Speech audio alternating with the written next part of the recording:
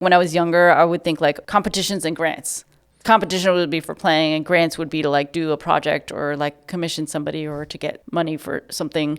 And now I'm like, I think I've changed a little bit how I approach that. I'm thinking more about like finding collaborators who are like also presenters who would be interested in like investing in a project. Like, for example, last year we applied for yet another grant, but we work with 3 presenters who would help like fund the grant and bring the composer and our quartet to those various places and around the community as well. So it was kind of like a different process, and one that I'm very interested in kind of like changing.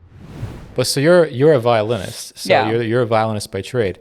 So when you go to a show or you have a premiere or you're presenting, like you presented a bunch of times at Carnegie Hall and big places like that, and then you have like a radio interview or something leading up to it, like what's that like? It's harder for me to talk about things. Like I feel very awkward not having my violin because I'm used to talking like from the stage or, you know, to audience members and things like that. After the show, like that's very normal. But like speaking formally about anything is like not really what I'm used to doing. So wait a second. So speaking after the show, like to the audience that there is fine. Yeah. That's fine. Yeah. What about like speaking during the show, like between pieces? Is that also fine? Or I think I've just gotten used to it. Yeah, I've gotten used to it over time. Like that's just something that we like have learned to do, and just be able to like connect with the audience and like share, especially like about new music, you know, what the piece is about, what our relationship with the composer is about. I mean, I sometimes practice those too, and I think always about what I'm going to say. But without my violin in hand, it feels very strange. I have my dog. My dog. Luna. Yeah. This is Luna right here. This is Luna. That's Luna in hand. So that's about the same size. Basically. Basically, yeah. But what I was gonna say is because I have this feeling, because I'm a composer, I guess, with the capital C or whatever you want to call it. Like that's in my mind, my identity is tied with that. And for whatever reason, in the composition world, there's a big backlash between talking about your piece. Like more often than not, I don't talk about my piece before the piece is played. Yeah. And that's like kind of normal. Yeah. But I feel like especially like the musician world, that's like you got to talk. And even when I was at Juilliard, I remember the musicians, like it was required at their recitals that they had to speak before each and every piece, or almost each and every piece. Yeah. And I thought that was very different. I mean, like I've never had that sort of pressure, I guess. Yeah. Or like even a presenter, they might ask me, "Oh, do you want to speak before your piece?" Almost like it was an option. Like I could have said no. You know, I don't have to say yes. But for you guys, I feel like that's not the case. Yeah. It's becoming much more normal, I think, now to be expected to say something. And now, actually, sometimes when I go to concerts, and if I don't hear somebody say something, it's like I kind of wish that I have a little bit of insight into like what their thought process is, like either for the programming or for the piece, or just something like, you know, that I can connect with not just them, but like the music on. So I think it's become much more a part of like the training process, and also just like professionally, it helps audiences like that don't grow up listening to Ligeti or Schoenberg, or I mean, those are old, right? So especially for new music. I mean, yeah. But a lot of our audiences, like I've seen like all sorts of, you know, very young, kind of vibrant audiences, and also like gray-haired folks. So like everybody's kind of coming from a different place, and that's kind of exciting to be able to like be the person who can like introduce a piece to them and have them experience it sometimes for the first time.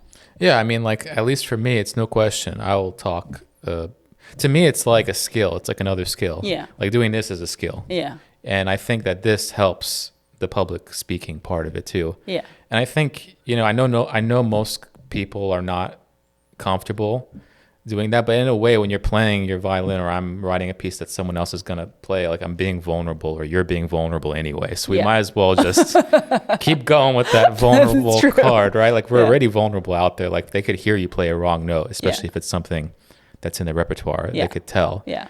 Or like, you know, they might not like my piece at all. Yeah. So at least talking or saying something that's more on their wavelength, like in terms of the language. Yeah. That only is going to help, I feel like. Yeah. than hinder the communication process. I suppose. Yeah, I think so. I mean, although it's become sort of like an added tool that we're all expected to have now. Yeah. Whereas like, I mean, playing the violin is really difficult. To begin with, yeah. Yeah. So like when I started speaking for audiences, I was like. Now, quick pit stop to let you know that I do offer one-on-one consultations and lessons in regards to anything composition related. This can range for helping you put together your portfolio for any composition degree that you're applying to, or you might want to improve your creative chops as a composer from week to week or month to month. Or you might want to get a better handle of the behind the scenes of what it's like to be a composer. How do you sell your sheet music? How do you negotiate commission rates? How do you apply to contests? How do you apply to grants? How do you do anything as a composer, let alone just writing the music? So if this is you, you can contact me using the link down in the description below. Oh, like I'm more nervous about speaking than playing, first of all. Really? Yeah, wow. Definitely. Okay. And then also, I would never have guessed that. Yeah, and then like also like, gosh, it's hard enough as it is to just go out on stage and like perform. And so now I have to like learn this other skill and add it to my plate.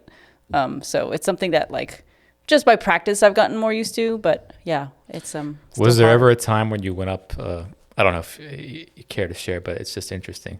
Was there ever a time you came up to talk, especially, on stage where you thought, oh my God, I lost everything in my head. Like I knew what I was going to say, but like, it's almost like when you memorize a piece and then for whatever reason you show up on stage and you forgot it all. Yeah. Has that ever happened to you? Luckily that has never happened to me because I think that would be my worst nightmare. Okay. So I usually have like notes that I prepare, like bullet points or something that I'll just have up, just in my hand or like, on my iPad or something, just like, so that I don't have that situation so arise. You're prepared. See, I'm not prepared. I get like nightmares about, a lot of performers get nightmares about like going on stage and like having learned the wrong piece or like, like the memory slip and things. And yeah, I think talking would maybe be even worse than that. So, wow. Yeah. Yeah. I mean, I could say that like, at least for me, it was in recent memory. Last summer, not this summer, but the past summer, I was at Tanglewood. A last second kind of request to have this really old piece, like from 2014, which is, I guess, not old in the repertoire, but for me, it's old. Historically. Yeah. And that was the first time it was played in like 10 years. Like it was a piece that was played last at USC, where we both were at school for the first time. That's where we met, and I went up on stage to talk. They asked me, "Oh, do you want to talk?" I said, "Sure, I guess. I'll talk." And I didn't realize it until I got there how many freaking people there were. At this stage at Tanglewood. Oh man! It was at that Ozawa stage. Oh yeah, Ozawa Hall. Have you been there? Yeah. Oh my God! Beautiful. I get there and I'm like, I have nothing prepared. Like I said, I haven't heard this piece in like 10 years. Oh my God. It's an old piece. Yeah. And I get up there and I like totally flub it completely. They hand me the mic. Nobody introduces me either. Oh no! So nobody knows that I'm the composer of the piece. And I don't think anybody before me spoke before their piece either. Like there were other pieces. So it's just you. So there were other performances before, new music performances, but they didn't speak. So I spoke. Yeah. And I was like, well, I'm the composer of this thing. This is what it's about. I don't even remember what I said, but I remember when I got off thinking, oh God, that went horribly. I don't even know why I put myself through that. Yeah. And then my wife, she was telling me, some people around me were saying, oh, that guy's not used to talking in public, is he? Oh my God. I was like, Jesus. But you live and learn. You live and learn, yeah. And also, like, we're not trained as public speakers, so it's not something like, I didn't go to school like as an actor or and I'm by nature I'm very introverted, so it's just not like something that I'm used to doing until like you kind of find that can help like open up the audience and help people connect to different kinds of music. And then I'm like, well, okay. I mean, it's a memorable experience because like even me screwing up there, maybe they'll remember that I screwed up and they'll associate me with the piece. Maybe they like the piece regardless of what I said before. Yeah. And maybe the same with you. So it's I just think it adds more to the memory of it because sometimes I go to a concert, especially if nobody talks piece to piece to piece, and I just don't remember anything. Sometimes I don't even remember who played. Yeah. And there's this kind of like almost like a blank slate sort of approach, like it's the music and it's all the music only. I don't care about anything else. And you kind of forget that there's like human beings involved. Yeah. And I think the more and more like I'm down here by myself listening to recordings, I have this feeling, and I have to remember, no, there's like real people behind this stuff that's doing this kind of music. Yeah. I always like encourage my composer friends to speak, like even though I personally know how hard it is, but because I think like I'm like privileged to like see the personality and the process and like the thought that goes into composition. And I think like the audiences that go don't necessarily have that privilege. And so I always encourage them to speak, because it shows just a little bit, you know, about like, it just puts a face like to a name, and like like you said, like, you know, brings a little bit more of the humanity out of the music. Yeah. I mean, at least that it puts the face to the name. Yeah. And I mean, speaking of your composer friends, I mean, one of your composer friends, Andrew Norman, you played one of his solo violin piece. I feel like you are the Sabina, the title of the piece, Sabina. You are the Sabina soloist, because I mean, the way you play this thing, and I've heard you play it live, like, you know, standing 2 feet away from me. I mean, it's crazy. So let's hear this 2-minute excerpt from Sabina by Andrew Norman.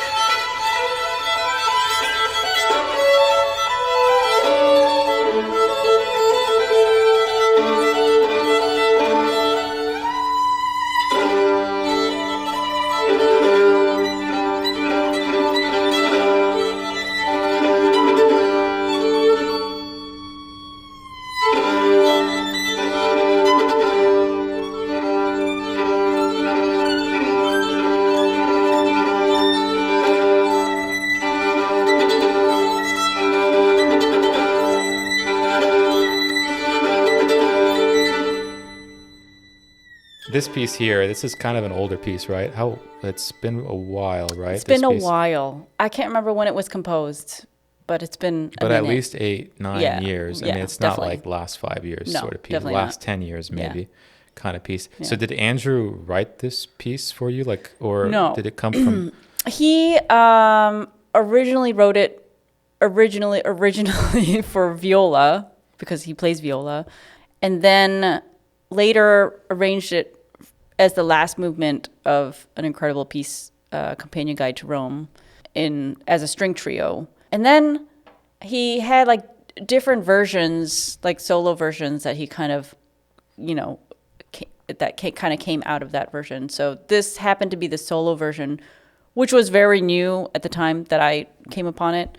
I had played the trio version and was just blown away by the piece and just the writing. And I just find that piece to be like so like magical. Like I'm like transported to this like very special place. So I really wanted to play that piece in the solo version so that I could, you know, take it with me wherever.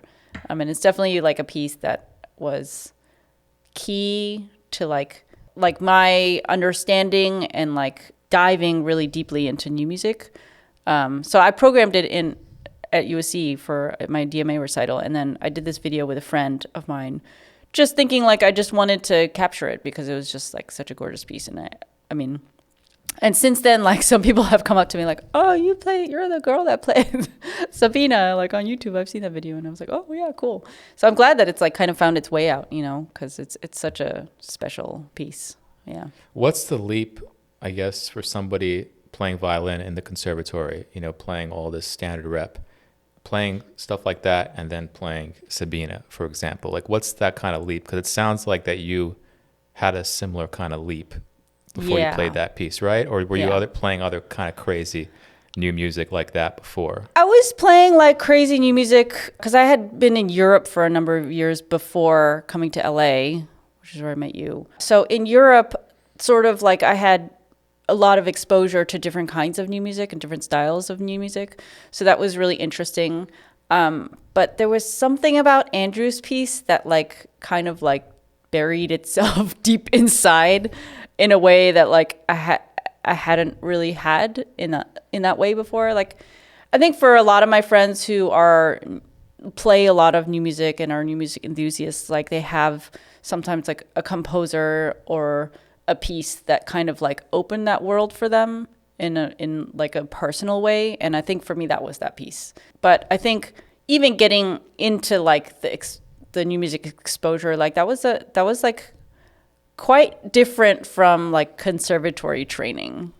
Like, you know, you're taught like the major concertos and like you're supposed to like practice your scales in Bach and like, you know, diligently learn your Paganini caprices. Like you're kind of like taught that there's like this levels to gaining technique and like building your repertoire. And I had never known that new music like could be a part of that. And so it's not like this thing that's completely separate to you. It's like all kind of the same. This is kind of the situation I find myself in as a composer. Yeah. You know, because it's like, well, how do I convince through my writing that this is part of the whole thing? This is not like the separate thing. Right. And so for you kind of figured that out for yourself, but it was more of a personal thing. It wasn't like a teacher that told you, hey, you should play this new music thing. And No. it's good for you. It's like another course of vegetables or something. I wish Really? I had. Yeah. Okay. I really wish I had a teacher or a mentor who would really like inspire me to look for a repertoire that, you know, would be different but would push me in like new ways. I learned a lot just by seeing what my friends were doing and what other people were doing. And I thought it was kind of interesting because it wasn't like the path that I had like been told to walk upon, you know. It was like kind of something different. It's kind of something unknown. And it was just like you find something you like, and it's not like there's a history of like this concerto is the best concerto, right? Like it's kind of like what you like is what you like, and like what you hear is like you can have your own personal take on it. And I think for me that was like a really something that really freed me as a violinist particularly, but also just as a musician. Like you said, like working with composers kind of helped me find a little bit of more of that humanity to writing. Like it's not just like these notes were written down by God and like that's what it seems like. I mean that's kind of what we're taught, you know, like, oh, these, like this is how you're supposed to play this passage, and like, you know, like you listen to the great violinists and like, you know, emulate what they do. And of course there's value to that, right? Like there's value in terms of growing, you know, in the traditional way as well. But I just thought like this was just a really interesting way of seeing somebody else work and compose and see that process and saying like, hey, like that process of working through a piece has always been really fascinating to me, because it's like sort of sometimes by trial and error, you know, like you don't really know until you hear what it sounds like. And then even then, like the player might have certain things that like feel good or don't feel good, and that there's like a feedback loop. And so I've always been really interested in seeing that process like change, and seeing like how composers will like change stuff, revise stuff. And in a lot of ways that's changed what I've thought about traditional music as well. Like now when I go back and I see that like Brahms totally rewrote like his B major trio or whatever, like that gives me different insight into him, even though I can't like text him or call him or ask like, hey, why'd you change that? Like that was really good in the first version. If he was alive today, he would be getting a lot of texts. Probably wouldn't have a phone. He'd probably be in a cave like this one, actually, now I think about it. Yeah. I always just thought like, you know, composers, they finish it and then like, ta-da, like, and you know, there's a process of that too, of course, and depends on the composer and everybody's like own personal process. But just having that like being able to see that from a personal end like really changed how I view music just in general, and be able to like connect those things to the things that the pieces that I was taught too. I mean, the idea of the feedback loop is really interesting, because I've had many musicians come to me saying, oh, we want to commission a piece from you, yada, yada, yada. This is the date that we expect to have it. And I would usually tell them, you're going to have a lot of stuff before that. And I expect to have some feedback from you. Yeah. So sometimes that works well, sometimes it doesn't, depending on who the musicians are. Right. So I like also as a composer to have that feedback from musicians. Yeah. Like I am humble enough to know that I don't know everything about every instrument. Right. And the other thing is when a lot of composers, I feel like they finish the piece and then it's done. Yeah. And that's it. Yeah. And I feel like there's like a lot of room in that process of when you don't know, because like composers don't like to admit they don't know something, and I do it all the time. Yeah. I mean, not to say that, I'm doing it the right way. I don't know what the right way is, but the more that I say I don't know how an instrument works, I feel like the better it's going to be for me in the long run, because I'll add more technique to my toolbox. Yeah. And I think that's really important for a composer just in general, because I'm noticing more and more, and I have a lot of students that take lessons with me and so on, that they write mostly in the computer program, and there's not much interaction with the musician, even if it's one musician. Right. And it sounds kind of like basic, from our vantage point, that of course you have to collaborate with the composer or musician. Yeah. But it's something that I don't think that is as obvious, I think. Yeah. So to hear you say that, you like to have that feedback loop with a composer. Yeah. I mean, I think that's what every composer wants to hear. Yeah, because there's technique that's possible, and then there's technique that is idiomatic to the instrument, right? And like things that like we've been sometimes trained to do, and other things that just feel natural on the instrument. And I think there's a difference between like possibility and what will ultimately like help the performer bring the piece to its best light, because that's not possible without, I mean, I guess unless it's electronic music, it's not, or like computerized music. You need the performer to like feel good about it, right? And feel like they have something to say, and feel like this is something that they can put their own voice into too. And I feel sometimes that like that part is a little bit lost, like that part of it. And I really value when composers are like how does that fit like for you? What are the things that like you think really sound good, or the things that would help bring this piece, because it's a collaboration, I think, ultimately. Yeah.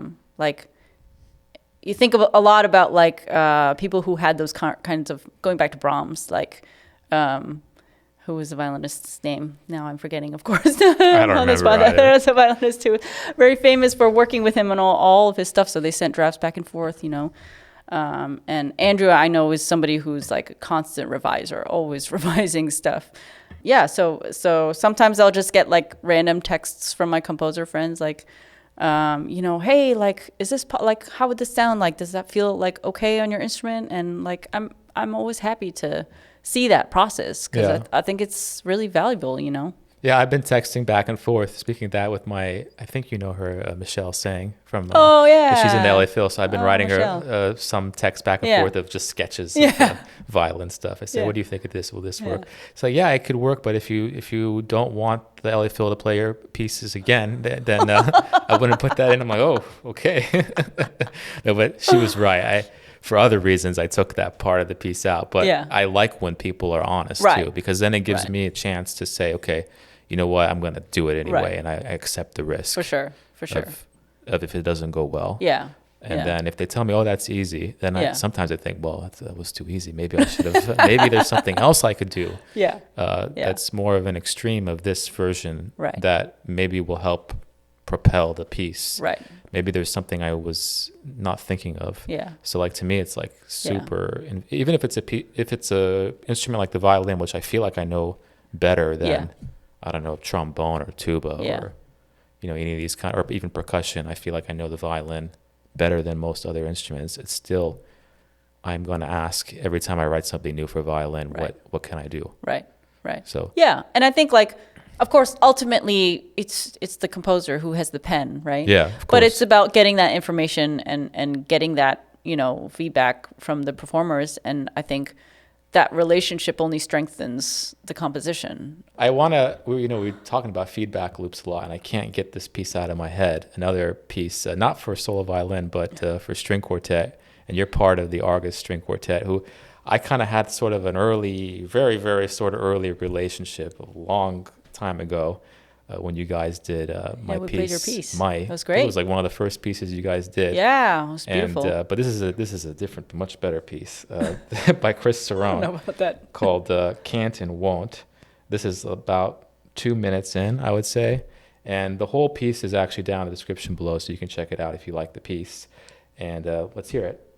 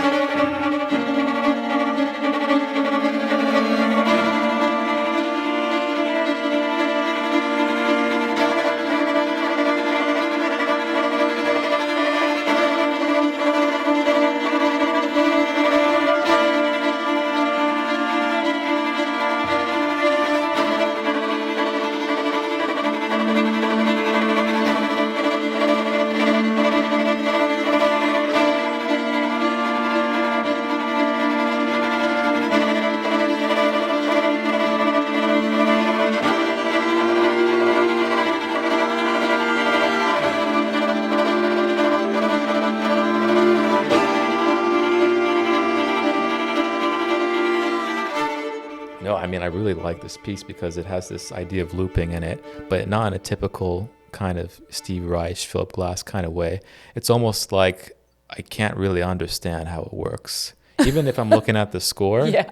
and also physically, I'm looking at it, I'm like thinking, how did you guys actually play this thing? Yeah. Like it sounds like a computer is playing it, Yeah. but it's not. Yeah. It's you guys, Yeah. and it's not sped up, right? No. I mean, you guys that's the tempo. It's not sped up. So how does now you're, instead of a solo violin, you're in a group setting. I mean, how does that relationship work now with Chris, for example? Is it one person is in dialogue with him? Is it all of you?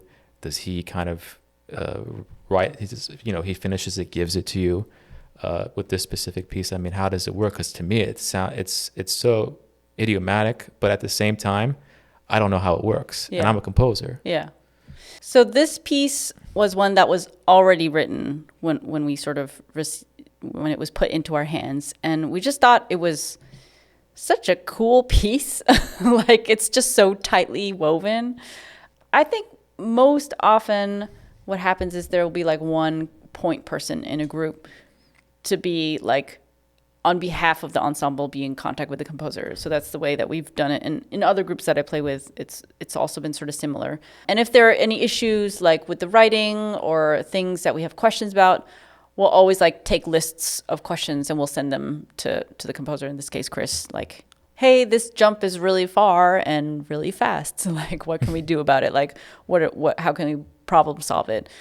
So we'll send those comments like back and forth. But a lot of it is just also like in rehearsing the piece, like finding what is the core thing about the piece that we really want to bring across in a performance. In this particular piece, because it kind of like has two sections that go back and forth, like the really super fast stuff and then like the slow sort of lyrical stuff that blooms. The fast stuff definitely like was a lot of metronome work and a lot of like detailed work, bringing things like up to tempo, but in a way that's like, very energetic and precise. And a lot of it is just like, I think for a new piece like that, like finding out the things that work within the ensemble too. Like, for example, like certain cues, how to give certain cues in this one section that goes back between like 6/8 and 2/4. it's always been like it's been really difficult to coordinate those. So finding specific cues and who to give those cues is like a lot of the process too. But it's a great piece. It's a great piece. Actually, there was. I hope it's okay to say this, Chris, if you're watching. But it's especially okay to say it. There was one performance we had that was like, and speaking of nightmares, this was really difficult. We were stuck on all Ds, and we kind of lost the beat, the pulse. And so we weren't really sure, like we all started looping Ds because we were like, well, certainly there's got to be a D in there, right? No, and it worked kind of out okay. And I just gave a big cue for the next section.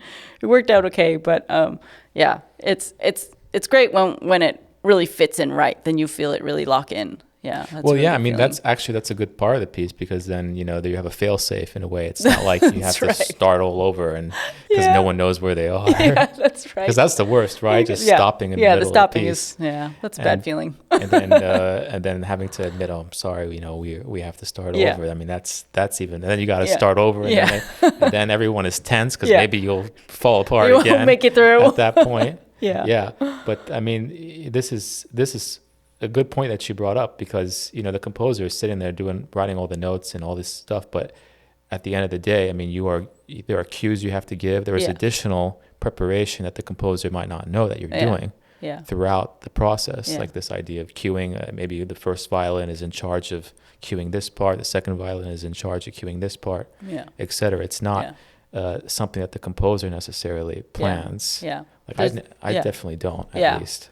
There's a very intricate sort of, let's say, ecosystem in any given ensemble in terms of like how those things are worked out. And I think it's just understanding that it is there can be really like helpful. But we worked also a lot with Chris. Like we played it for him a number of times and he gave us feedback and we worked through certain sections with him. And he told us certain things that he really wanted to be brought out of the texture.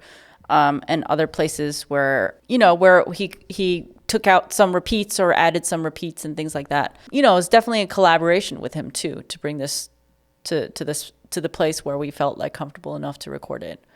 Yeah. So so this was for a recording that you're talking about, so not the premiere performance or any of that thing. So there's still, even after a premiere, there's still work to be done on a piece in a way. Yeah, actually, I think a lot of the times, like, it's so sad when a piece just gets one performance, because I really think that's like the beginning of its life. And I feel like it's, I've taken a lot more care to like program older pieces by composers or, you know, commit to 3, 4, maybe even more performances of a new piece. Because I think with each performance and with each iteration that it comes back, it like, there's more information that's revealed about a piece. There's only so much that you can do for like a premiere, I think. Even if it's given on a really high level, I think it starts to like breathe and take on its own life. And even better if like there are other performers who can take that and, you know, bring it to new places as well. And like from those different interpretations, we also learn more about the piece. And I always try to really plan on playing a new piece throughout like a season, at least one season. Because, I mean, it's like, imagine only hearing like Mozart's 40th Symphony one time. Like, what a shame, right? Like, we learn from the history of it. We learn from gaining that time and letting also the piece like accrue interest with the time that it's you know, sitting there. Yeah, and it might be that the audience for that piece, for example, or if you want to talk about a string quartet, you want to talk about first Ligeti string quartet, you talk about any of the Bartók string quartets, the fourth string quartet or whatever.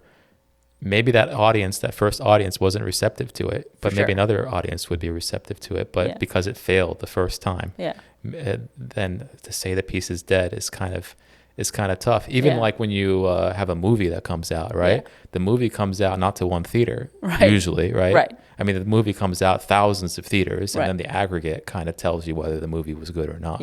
Or, you know, the box office, if you want to call it that. But even if you take the aggregate of, you know, the number of reviewers, but with new music, often there's not like an opportunity for that because the sample size of the audience is so small.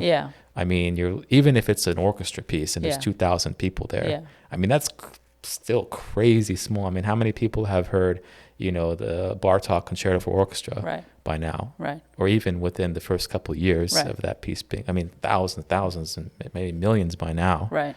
So it's hard because, some pieces don't deserve that. Yeah. There are pieces that I've written, definitely I don't want to hear again. I'm not saying every piece deserves that, but it's hard to figure out which are the pieces that deserve it. Right. So it takes the performer usually to make that decision.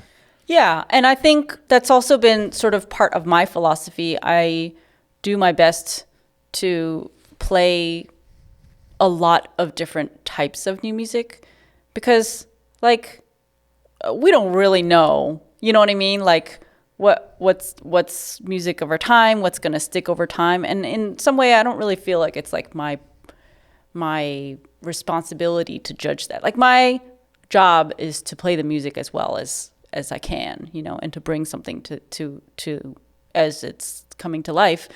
And I try to really stop it there.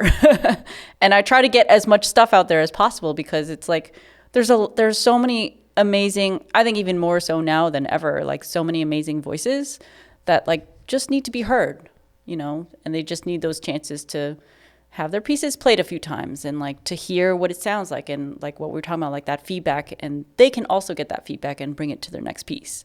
It's just like it's a process. And it's like you said, like Ligeti coming out of Bartók, like it's a lineage, it's a process. Like as we go through life, there are different things that we experience, and that changes how we approach our music making too. And I think like I've tried much more now to embrace that as part of like just like development and growth, instead of feeling like it has to like be there like every single time. I mean, I'm really glad you mentioned this because these two pieces that we just heard, the Andrew Norman, Christopher Cerrone, I mean, they're both kind of part of the same clique. They both went to Yale. Right. They're both part of this like sleeping giant collective. Yeah. But you mentioned, that you play different kinds of music. Yeah. I mean, this next piece here is very different than both of those pieces. It's a violin sonata, basically, called Khanyisa. So let's hear a couple minutes of that.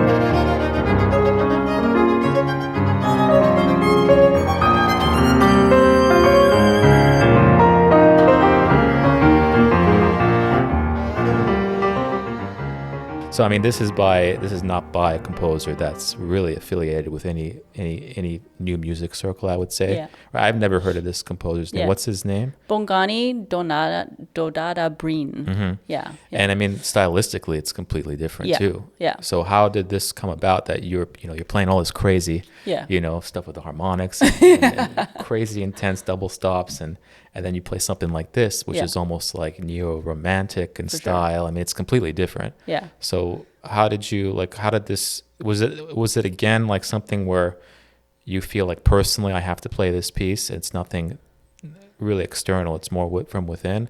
because it's just so different than Yeah. the other two. Yeah. So this composer, I actually didn't know him before we commissioned this piece, but I have a duo with actually my old college roommate. So we go super way back. Cool. Yeah. And she's awesome. And she had worked with this composer before, Bongani. He's South African, and he was at the time based in Boston.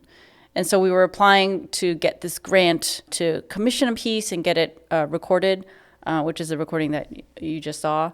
And so we were lucky enough to get the grant and to be able to work with him. It's interesting because like I thought that his language is like I said, like it's different from a lot of things that like recently I've been playing. And so I was like kind of attracted and kind of like intrigued by it. Because of his South African background, he includes a lot of fifths and fourths, which is very unnatural on the violin, by the way. So it was like a struggle to learn it, but I kind of like enjoyed that challenge too. So I worked on it a lot with him also to like revise the part and things like that. But you still get like different types of harmonies just because of like those specific intervals that are like interesting to him and come like more from his roots. And also rhythmically, he includes like in the middle part, there's like a South African sort of like typical rhythm. And the word Khanyisa is also like, is from Xhosa. I really enjoyed kind of learning more about his background and his musical cultural upbringing through this piece. We commissioned it in 2020, just as everything It's falling apart. the world was Right. going crazy. And so he decided to write this piece sort of as an elegy to that year. Having been based in Boston and having studied in the States, he has a lot of sort of Western writing experience as well. And so you can hear a lot of sort of the lyricism and a lot of that beauty that I might associate with maybe other kinds of music, but that combination I thought was like really special to be able to create that together with him. It was a very different kind of language that I, had not known before, but I like that challenge of like learning about each person and like what interests them and what their background is and what piques their musical curiosity. Yeah, because it's very easy to kind of silo yourself and be like, okay, I am this kind of performer, which happens. Yeah. And they For sure. kind of play.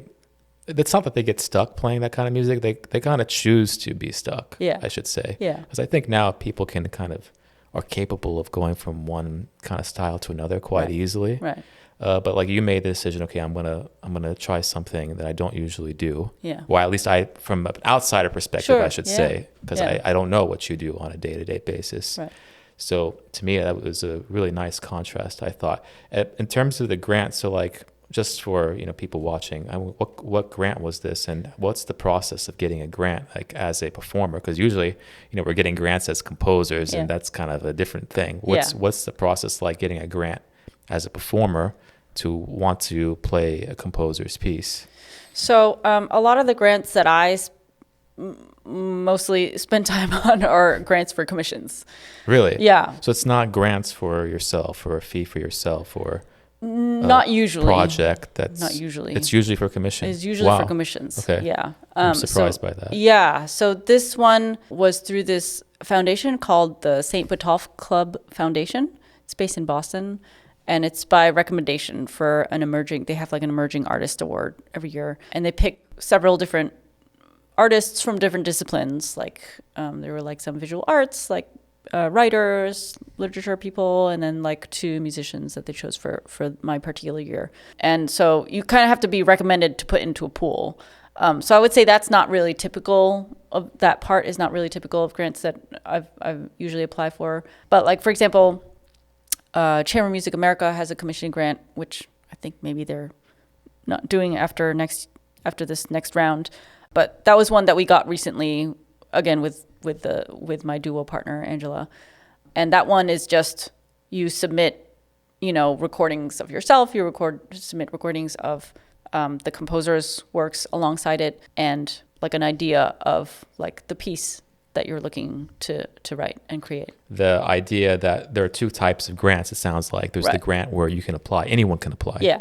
And then there's a grant where it's kind of like the secret society or whatever, pulling the strings from the background grant, like the one you got in Boston. And I've also been a recipient of both of those types of grants. And it's kind of difficult, because yes, it's good to apply for grants, but it's not something that you could rely on, especially the older that we're getting. It's not like something that maybe we used to do in our 20s, like all the time. Like I remember all the time in my 20s, I would be applying left and right. But now I'm in my 30s, I'm like, I don't really feel like doing this anymore. Like, why am I still doing this? And I wonder what you feel about that. I feel it too. I feel I kind of feel similarly. Not that I'm revealing your age. I guess I revealed your age a little bit there. Old. We are so old, Saad. I mean, I think a lot. I'm becoming to like change my thinking in terms of like doing things, and I think like when I was younger, I would think like, okay, like competitions and grants. Like competition would be for playing, and grants would be to like do a project or like commission somebody or to get money for something. And now I'm like, I think I've changed a little bit, like how I approach that. I'll still apply for some grants, but I think maybe with my age, I'm thinking more about like finding collaborators who are like also presenters who would be interested in like investing in a project. Like for example, last year we applied for yet another grant, but we work with 3 presenters who would help like fund the grant and bring the composer and our quartet to those various places and around the community as well. So it was kind of like a different process, and one that I'm very interested in kind of like changing. Well, that kind of relieves the pressure a little bit off of you if you're working with other people. I mean, this is how a commission I just finished with the Imani Winds, this is how we did it. They applied to a grant where they were making it sound like, they were going to win it in a way. Like they kind of, maybe, I don't know what the details are, but it sounded like it was going to happen from the way that they were talking to me. It wasn't like a maybe. It's like, you should clear out your schedule if you can, because I think this will happen and this is the fee.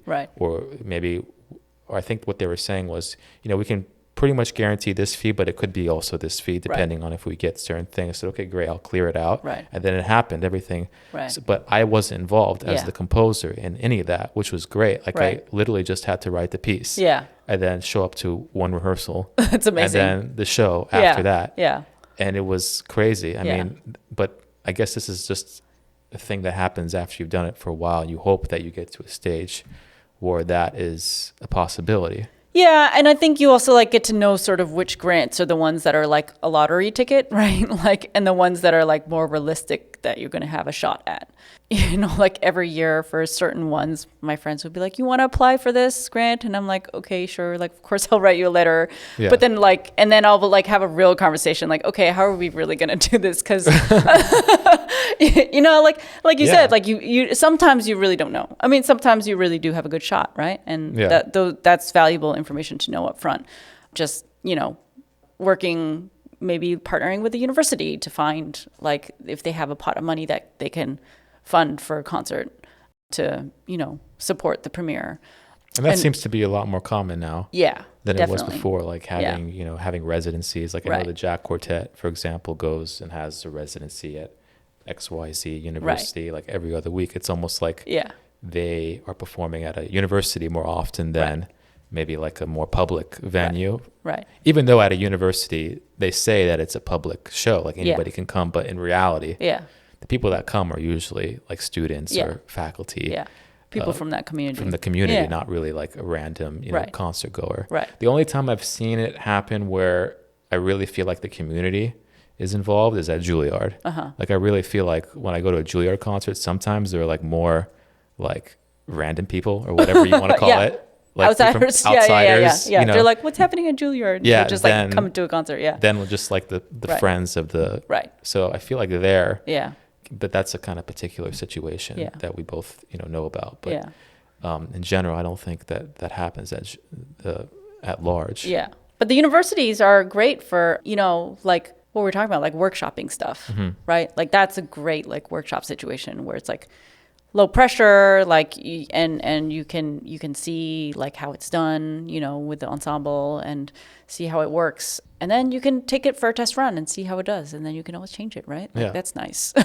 Yeah, no, exactly. I mean, when you have an ensemble at a university, you are dealing with usually student composers, right? Right. And they all are writing a piece for you, and Right. they kind of have your contact throughout the semester. They're working on the piece. Right. And when you get there, they're all the pieces are done. Yeah. So there is this like, wow, I'm getting all this new music Yeah. at the same time. But Yeah. then there's also this, wow, I'm getting all this new music at the same time.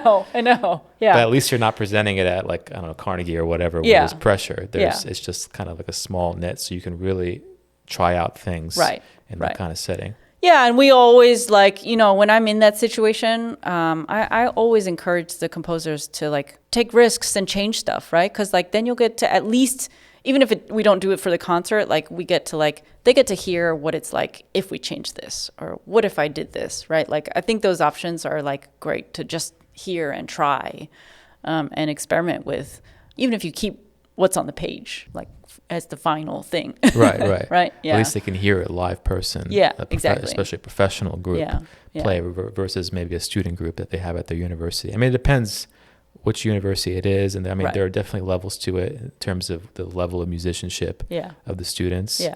Whether that was a valuable experience or not. Yeah. Because sometimes, you know, you're at a school like Juilliard or Curtis or a place like this. At least for me, I remember it wasn't as useful to be working with a professional group, because to me it's like, well, I have all these musicians here. I mean, Right. it's kind of like the problem with riches in a Yeah. way, that you have all these great people. It's just a matter of finding the ones that connect with your voice. Right. And that was like our situation at USC when Right. I was an undergrad. I think you were a doctorate Doctoral. student. Wow, I'm that's old. crazy. Well, now we both so. are. Well, now we both Now we're have both- doctorates, so it's a little now we're bit. both It's a little old. bit more even. It's a little more even. Well, this was a lot of fun. Thanks for coming. Oh, I really thanks for having appreciate it. me. I feel like this is like a full circle Yeah, kind of I know. situation here. Yeah. So please check out Clara's website down in the description below. I also have all those pieces that we heard in full there for you to check out. So thanks again. Cool. Thank you. Yeah. Yeah. How big should you go? No, not big. Just Not kidding. big. Just kidding. Don't mess up. Oh, shit. Don't mess up your name. Gotta focus. You gotta focus. Focus. This is a performance. I'm gonna be creative. Look at that. Oh, that's actually pretty good. Wow. What year is it? 23. I don't even know at this point. 20. All right, there you have it. All right. All right, cool. Did Thank it. you. Yay.